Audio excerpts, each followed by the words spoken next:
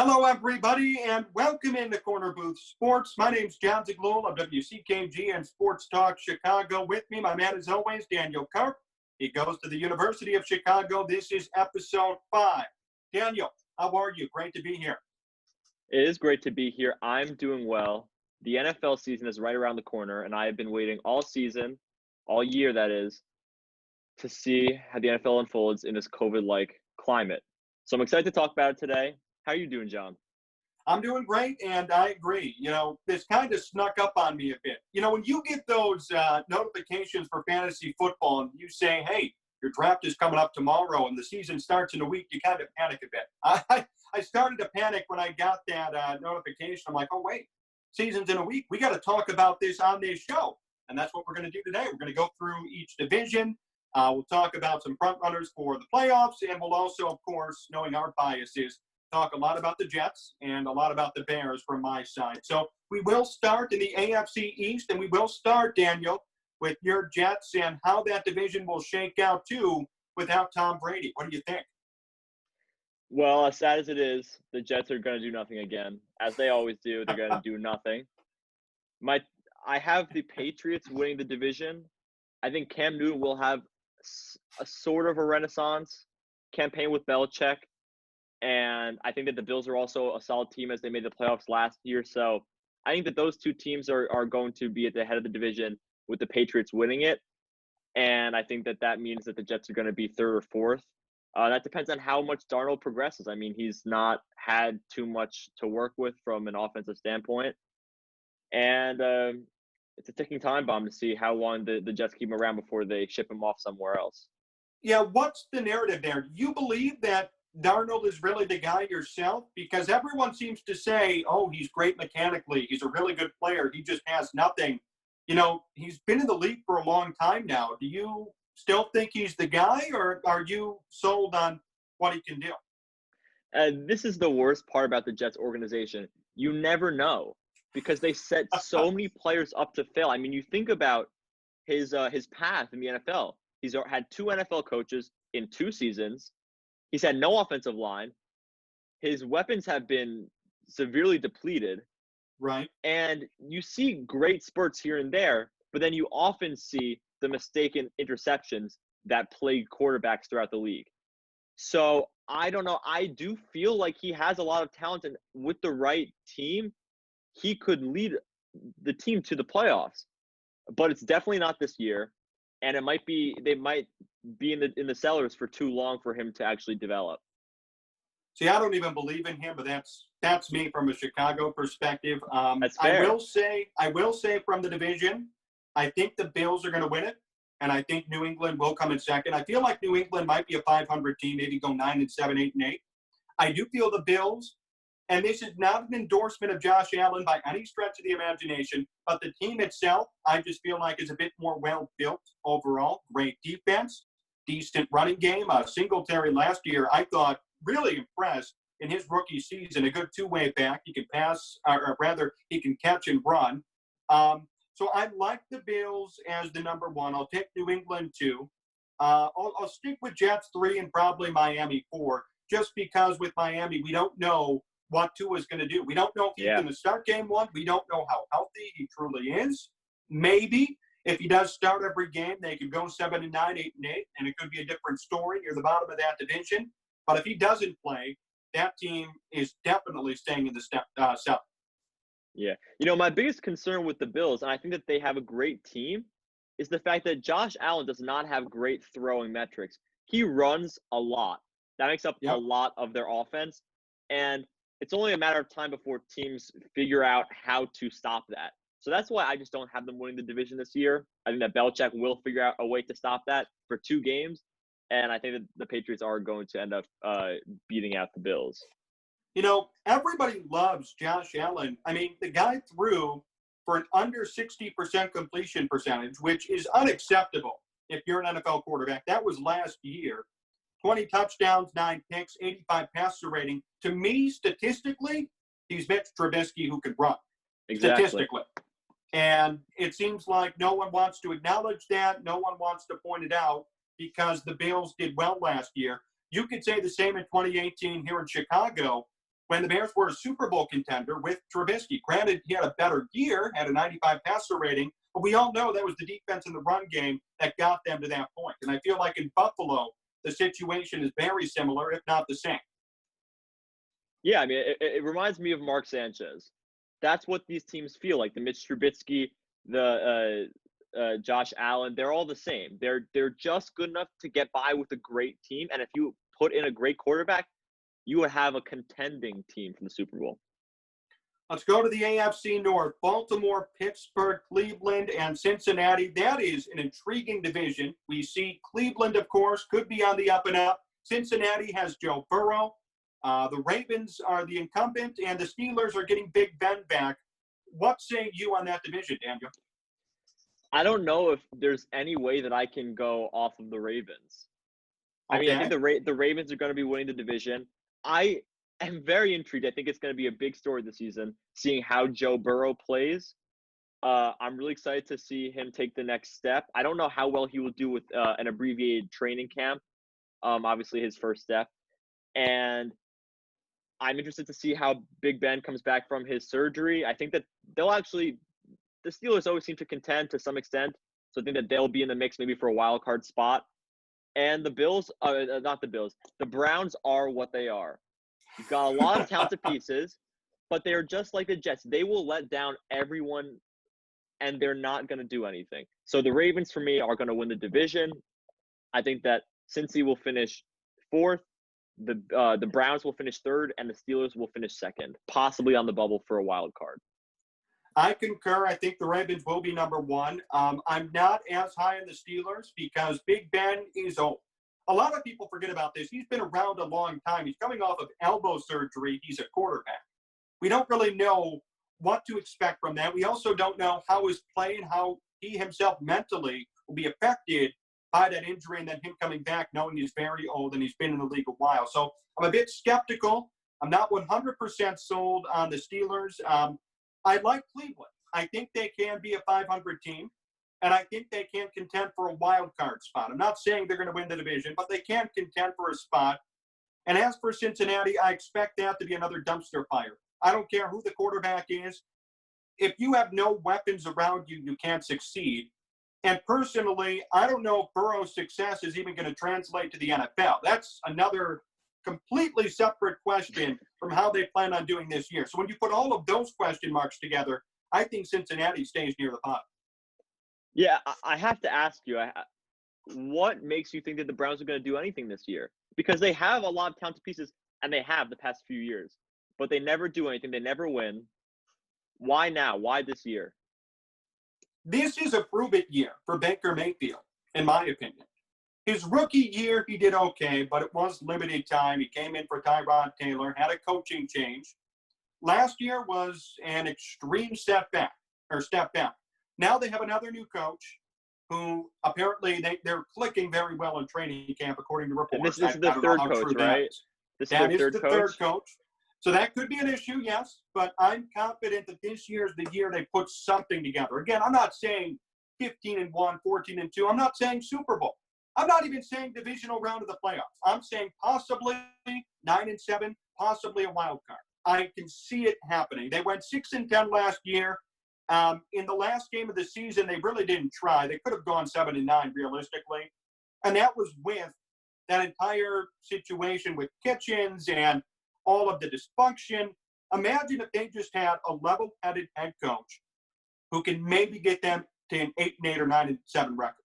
That could be the situation this year, so I feel like things could change a bit. We'll definitely have to see. A lot of things are going to have to go right for them.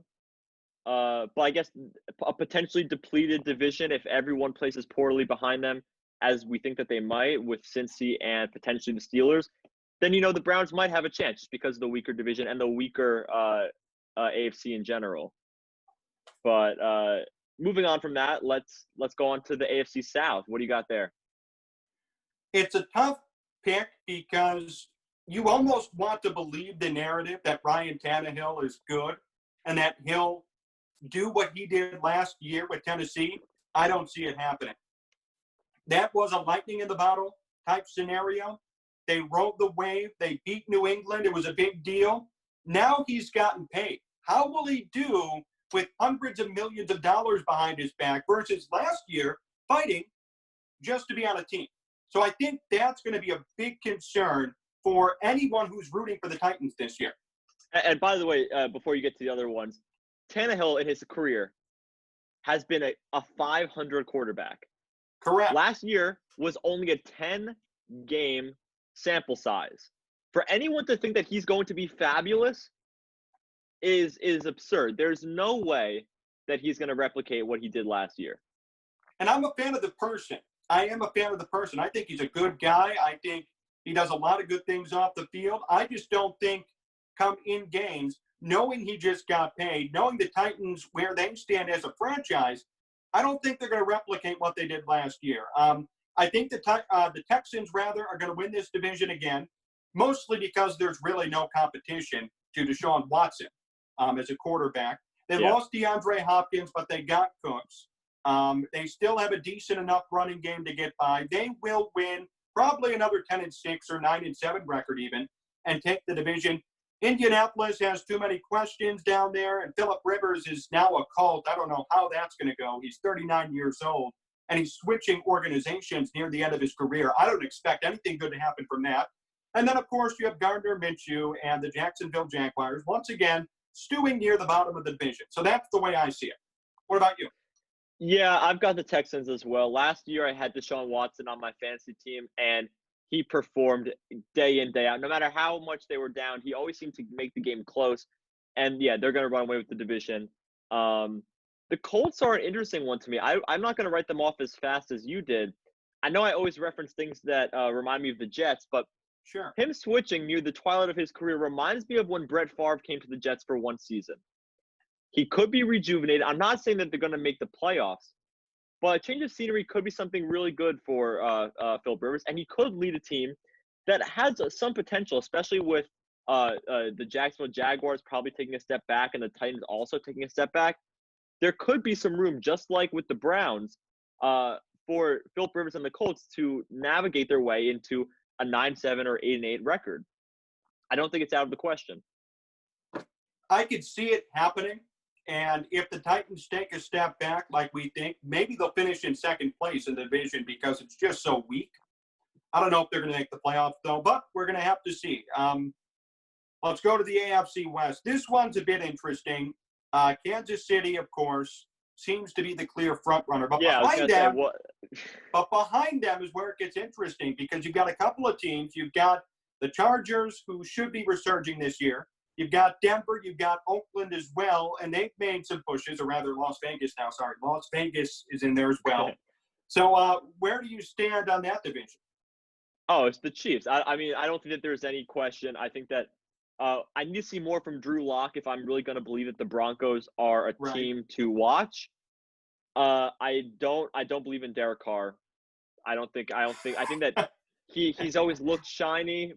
But he's never actually been there when it matters the most. And Mahomes is too good. I mean, let's not forget they just won the Super Bowl. They look unstoppable. I don't know how they're going to lose to any of these teams in the division.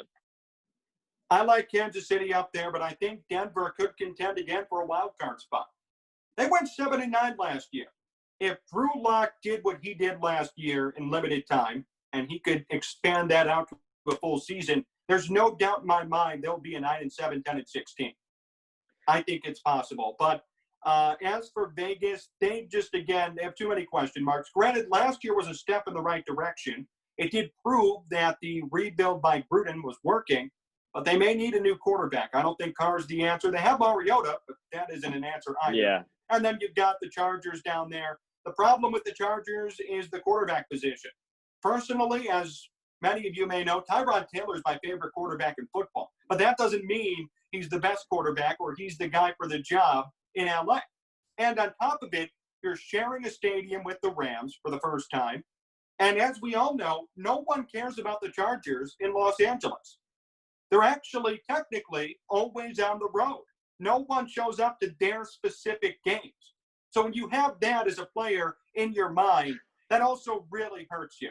So I don't think they're going to make a run at anything this year. I'd say 6-10, 7-9 at best. Mhm. You know, there's not enough talk, just going back to Drew Lock, there's not enough talk about second-year players regressing. We see it often in baseball where pitchers come up and they light it up the Mhm. first 7 or 8 starts because no one has seen them before. But then once teams make adjustments, these pitchers come back down to earth. And that's what I see happening with Drew Lock here, and I think that he's going to regress. Uh, do you sounds like you disagree with me, though. I don't know if he's going to regress. He may play the same or similar. And that's not to say that he was outstanding last year, by the way. His passer rating was 90, 7 touchdowns, 3 picks, 64% completion percentage. That's about league average, maybe a bit above average. But they won, so no one cared. He Yeah. came in and they won more games than they lost. So no one cared about all of those numbers. I feel like the numbers may be the same. And because of that, because Denver still has a decent enough defense and they have a running game now, maybe that'll get them by. But I also wouldn't be surprised if the opposite happened. If he puts up the same numbers and can't prove to people that he could put a franchise on his back and adjust as the year moves forward, yeah, there are going to be some problems out there in Denver. We're going to have to see what happens. Yeah, well, okay. I think, yeah. I'm not sure what Drew Lock has in store for us this year. He wasn't a touted prospect, so there's not much hype around him to begin with. I don't know what people are really going to expect from him. I don't think he's going to put the team on the back. That's for sure, at least in my I don't mind. either. Well, moving on from that, let's go on to the NFC, and let's start off with the NFC East with the Cowboys, Giants, Eagles, and Redskins, possibly the weakest division in all of football. What do you got going on there?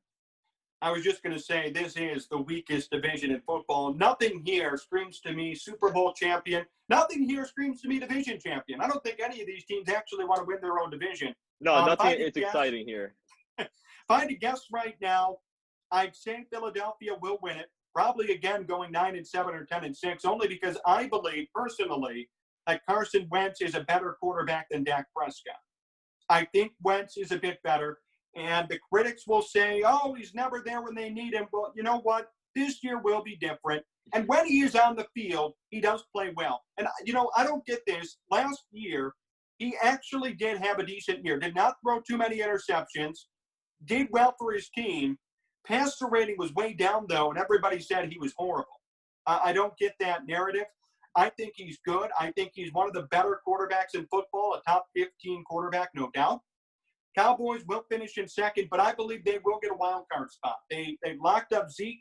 They're in the process here of locking up Dak. They've locked up some of their defenders. Their O-line is still better than average. They will be a wild card team. They're too talented to miss the playoffs again. And then as for the bottom of that division, it's probably going to work out the same. Giants third, probably a 500-ish team. And the Redskins, with Dwayne Haskins starting, key point, are not going to do anything. They could switch back to Alex Smith, but the question there is how healthy is he truly after breaking his leg? So that's an intriguing thing to look for as the year goes on. And maybe if Smith comes in, who knows? They might do better. But if they start out with Dwayne Haskins, which is what they're going to do, they're not near the top of the division in any aspect of it. Yeah, I think you nailed it perfectly when you pretty much said that the division comes down to Dak versus Wentz, who is the better quarterback. I'm going to say it's Dak Prescott. I'm going to say that Okay. Dak Prescott, as of right now, is on a contract year. And, I mean, that could change. It definitely could change. But he needs to prove his worth. They have not been as stellar as people might have projected that they would be over the course of his rookie contract. And if he wants to make that money, he's got to play well. And this is the season where he has to do it. The Giants and the Redskins are going to be bottom feeders, so there will be wins to be had for the Eagles and the Cowboys. But I think at the end of the day, it will be the Cowboys moving on. I think that Wentz's health is always a question. And the Eagles just are not a complete team. They are not as complete as they were in 2018. And I think that the Cowboys are trending in the right direction. I mean, we'll have to see what Dak does. But you do bring up a good point. It is a contract year. And you also bring up another good point. Maybe this division will come down to who beats the Giants and the Redskins more. It's a shame. I don't like it coming down to that, but that may be the case. And if that is the case, well, we'll see who can beat up on the little guys more. And that could make all the difference. Let's go to the NFC North now, my division. Packers, Vikings, Bears, Lions. Who do you got? Mr. Survival of the Fittest himself, Kirk Cousins, is going to lead the Vikings to the promised land, to the playoffs.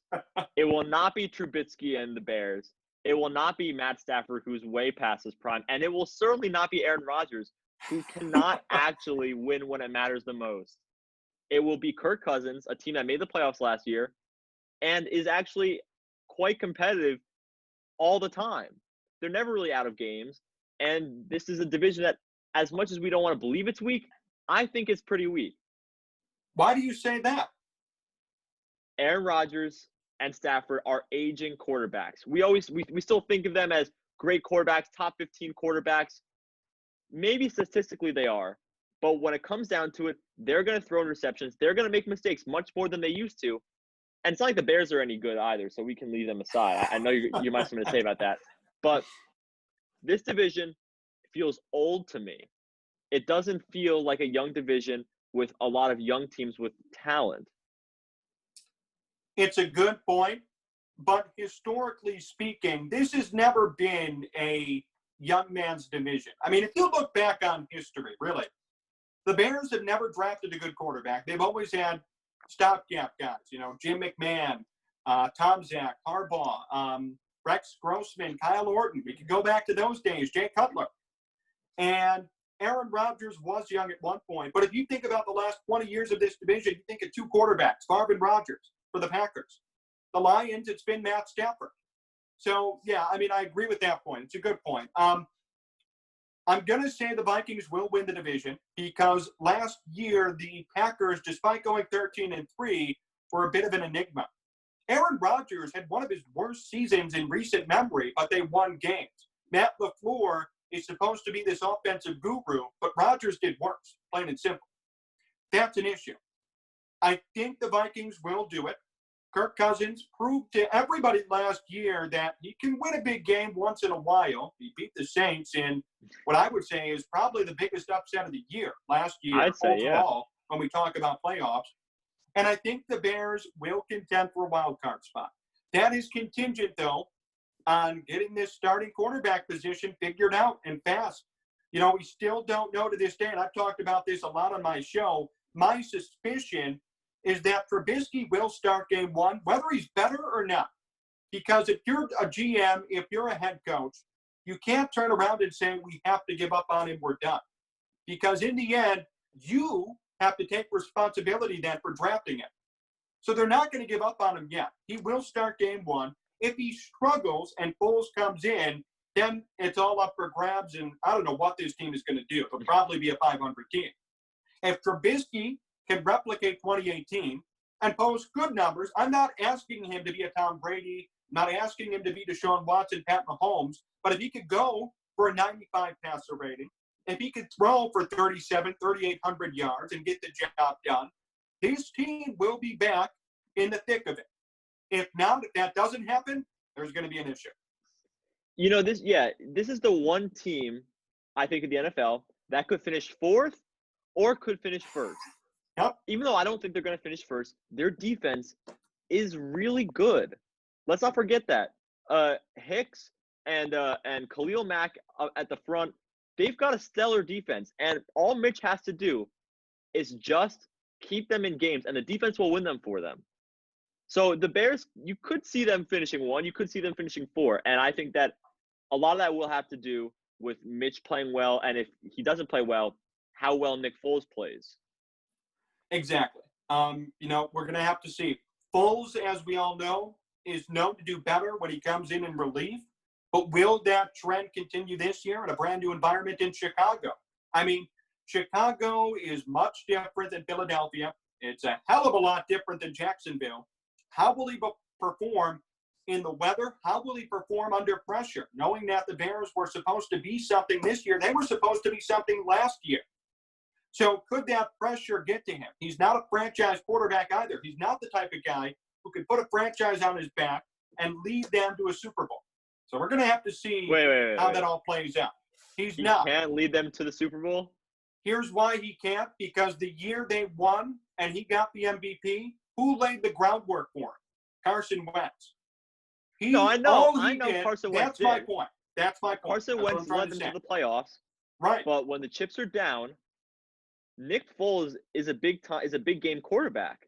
That's fine, but he's not going to get you there. When you're there, he'll perform, but he's not the guy who's going to get you there. And that's been proven, right? Anytime he's a starter from the beginning of the year, the teams never work out. If Foles had started every game that year for Philadelphia, there'd be a different Super Bowl winner. We wouldn't even be talking about them. They wouldn't even be in the same breath. That's what I was trying to get at there. Now, if Trubisky gets hurt again, or, there's a Wentz type situation here and Foles has to come in the divisional round and lead them, could be a completely different story. But if we're talking about from game 1 to game 16 and then the playoffs, I have a different opinion on that. But let's go to the NFC South. This one is also interesting because now the Tampa Bay Buccaneers all of a sudden have become very good, at least on paper. Carolina has Teddy Bridgewater. Atlanta is trying to improve, and you have the reigning division champion in the New Orleans Saints, who went 13-3 with Drew Brees. So what do you make of that entire situation?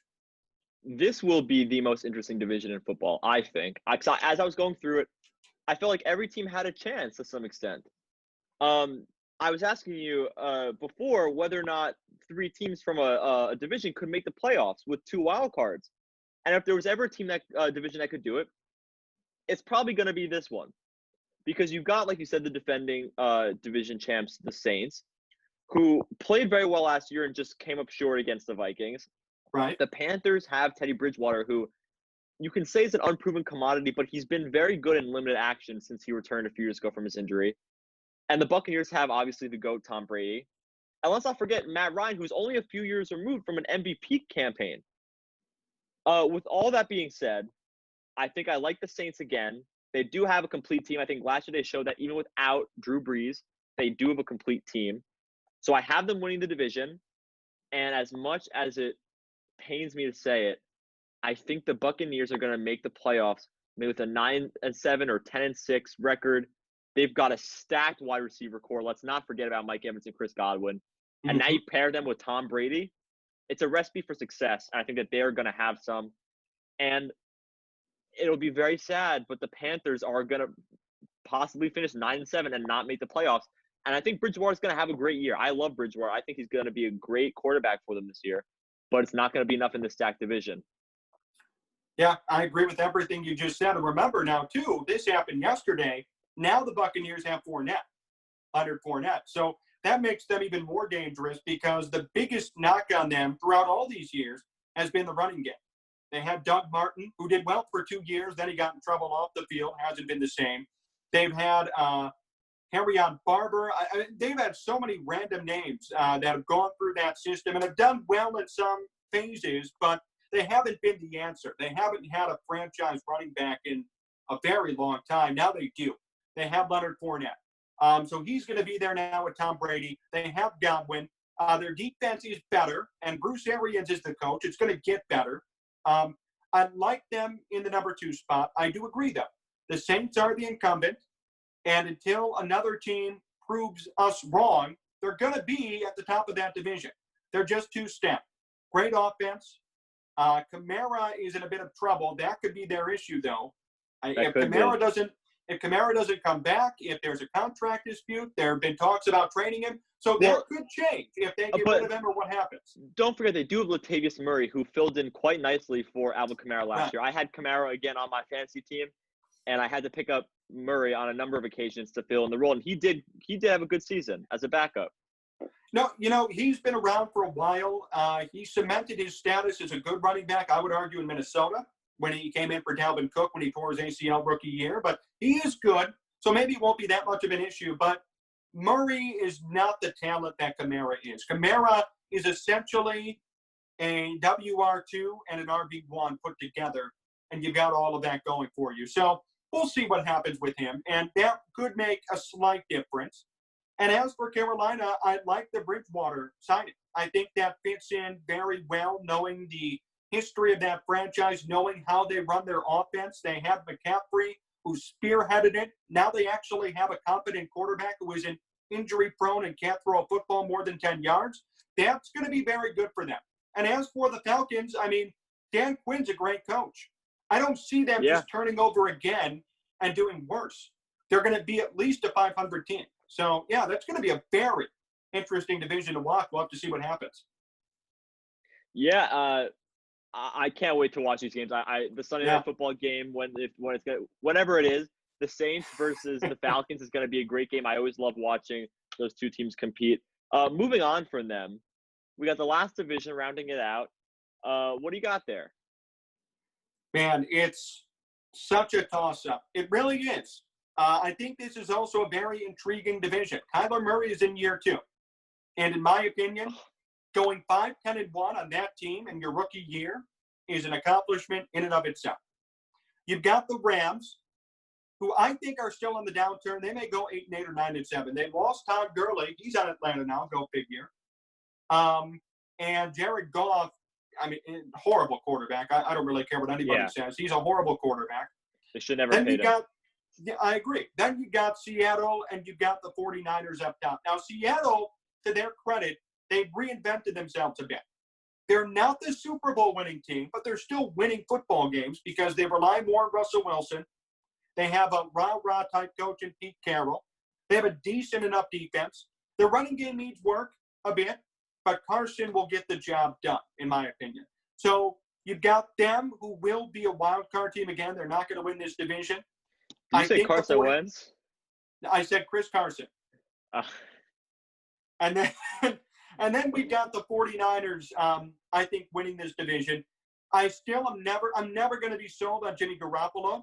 Yeah. I don't think he's that good of a quarterback. I think he's a good game manager who has the right coach and the right system around him. I feel like that's who Trubisky could be, by the way, if he was in a system like that. And that's what I feel like. I feel like the only difference between Garoppolo and Trubisky here in Chicago is the coach, the system, and the players surrounding him. So they will win the division. They're going to contend again. That doesn't mean, though, that I'm sold on Jimmy Garoppolo. So 49ers 1, Seahawks 2. I'll say Rams 3, and Arizona will finish last, but Arizona will be much better. I see them going at least 7-9. Oh, I think that's a stretch. The Cardinals are not gonna go 7-9, but I have the Cardinals at the bottom. Then I have the Rams. They're just not as good as they were 2 years ago, and I think that even then they were performing out of their shoes. And I'm gonna actually say something different than you. I like the Hawks here. The Seahawks, They had a great year last year with Wilson, and they've just added a great defensive piece, Jamal Adams, to their secondary. As a Jets fan, I'm sad to see him go. But that's gonna make them so much better. I mean, he provides a level of pressure to quarterbacks that is unmatched in today's game from the safety position, and that could be one of the pieces that they need to get over the hump and win the division over the 49ers, who I think, just like the Rams, overperformed in their Super Bowl run. They did. There will be a little bit of a hangover from them. Garoppolo, like you said, you don't know if you believe in him yet, and I don't believe in him either. So I have the Hawks 1 and the 49ers 2. That sounds about right. I like your reasoning. And the Adams trade, I mean, Seattle gave up their future, but I guess it's worth it to win now. I'm sure you're happy as a Jets guy knowing what you got back for just a safety. And I know he's not any safety, but in the grand scheme of things, what the Jets received for Adams was a bit much. Yeah, I agree. We took a lot from them, and I think that the Seahawks are in a win-now mode. They saw that Wilson and the team were in competitive shape, and they just want to reload and get there again. And I think that if you get to the playoffs with Russell Wilson, you always have a chance. I think he's such a great quarterback in the clutch, and I think that this was a move for them to obviously win now. And now that we have gotten through all 8 divisions, I want to hear your playoff breakdown. What do you have? Who do you have making deep runs this season? It's a good question. I think Minnesota will surprise a lot of people. I think Kirk Cousins, again, he didn't prove it fully, but he proved to us partially that he is capable of winning a game that means something and not beating up on the Lions every game.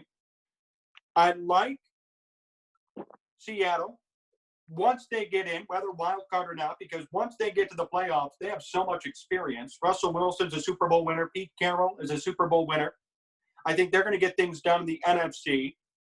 And in the AFC, as I look through, I mean, Baltimore is always going to be a presence, and Kansas City is going to be a presence. Yeah. And behind them, I would have to say Houston. Maybe this is the year that they finally, win a playoff game. Maybe it's this year. Yeah, in the AFC, I have myself narrowed down to those three teams. I love the Texans, but like you said, they seem to fall short in the playoffs. I forgot how much they were up by last year. It might have been 3 touchdowns, and then they blew the lead to the Chiefs. I hope that for football's sake that Deshaun Watson and the Texans go deep into the playoffs this year. And I think it would be good if the Ravens did as well. I think that people want to see the MVP Lamar Jackson in the playoff spotlight. I don't think it's going to happen, though, for them this year. I think that they will take a step back. They'll make the playoffs and they'll win the division. Sure. But I think it will be the Chiefs versus the Texans in the AFC Championship game. And then on the NFC side, I love the Seahawks. I mean, if you couldn't tell from 2 minutes ago, I think Pete Carroll and Russell Wilson are making a formidable team there. I think Seattle's going to make it to the NFC Championship, along with I'm not sure if I like the Vikings or the Saints yet. I think I want to see which Kirk Cousins we have this year, because you never know. Because they could not even make the playoffs possibly. But if we have the Kirk Cousins that I expect we will, then I have them making the NFC Championship game as well. And then from there, my Super Bowl is the Hawks versus the Chiefs. Okay. And you made a face there. I want to hear why. I'm just thinking. I don't know if Seattle has enough to get to the Super Bowl. That's only my concern. They have experience. They will be in the NFC Championship game. I just don't know if they're going to get there, only because they were a reinvented team. As we saw last year, they did struggle last year. I believe they started 1-2 or 2-3. Then they recovered and, got to the playoffs. But they struggled. And I don't know if they're going to be back at it again this year. I like Seattle, though, the NFC Championship. I just don't know about the Super Bowl yet. New Orleans, the same. That's another. I think it's going to be New Orleans and Seattle in the championship. But I have no clue who's going to win that game because we don't know. We don't know what to expect yet from either of those two teams. I think it's too early. In the AFC, I'm going to go Kansas City and Baltimore again. In the AFC Championship, I think that's going to be the matchup. I don't know if Kansas City is going to win it, though. And the reason why I say that, the only way that I'm compelled to say that is that now Patrick Mahomes got paid. Now, I'm not saying that before he played only to get a contract. That's not what I'm saying. But what I am saying is that now he is paid. How will he react to that money? We don't know. A lot of guys react differently. As you know, we see it in every sport. Some guys go about their business. Mike Trout goes about his business. Justin Upton, Matt Kemp, they don't go about their business. They end up plummeting once they get paid. So I want to see how Mahomes does now that he has the contract. Yeah, I mean, and it very well could be the Madden curse striking again with Mahomes. Okay, so you have your 4 teams roughly. Who do you have winning it all? I know it's tough. I know we're so far out. There's so many questions to be answered, even in week 1. So maybe it's better to wait a few weeks. But who's your way too early pick to take home the Lombardi Trophy? My way too early pick is the Baltimore Ravens. Okay. And here's why. Lamar Jackson, let's be honest here, was humiliated last year in the playoffs. Because I remember talking about it on my show. Everyone wanted Lamar to win the MVP, and he did win it. I was wrong about that. I didn't want him to win it. I thought Russell Wilson, proportionally, when we talk about weapons around a player, I thought Wilson put up better numbers in that sense of it. But I don't think Lamar is going to let that happen to him again. And for the Ravens, they're not going to let that happen to them again. Last year, they were the regular season darling. They became the playoff and the postseason goats. Not in a good way, the bad goat. I think this year it's going to be different. I think they're going to make a comeback. And I do see them winning this Super Bowl. What about you? Patrick Mahomes is a bad man. The Chiefs, I know you don't like it when players get paid, but he and the Chiefs are the next dynasty of football. I just don't see any team beating them. I can't imagine it. I mean, they had their backs against the wall time and again, and they won. And when they would put up points, they put them up in bunches. I mean, they were down 21 points. They were down in the fourth quarter to the 49ers. But at the end of the day, it's so tough to stop Mahomes and that offense for 4 quarters. And they'll lose a few times during the regular season, but Patrick Mahomes is going to lead them to back-to-back chips in Kansas City. Well, we'll have to see. I hope there's an AFC opponent who has a formidable enough defense to stop them. You said correctly, which is true, no one could stop them for 4 quarters. But can someone stop them when it matters? Can someone stop them inside 2 minutes in the fourth quarter in a one-possession game, right? You could put up 50 points, but if you lose 54-50, it doesn't help anybody. So I would hope that there's a defense in the AFC that could reign supreme, similar to what the Bears did in 2018, and contain them a bit. I feel like it will happen because you can't. It's unsustainable. It worked last year, but as we talked about much earlier with Locke and the Broncos, there's going to be film on them.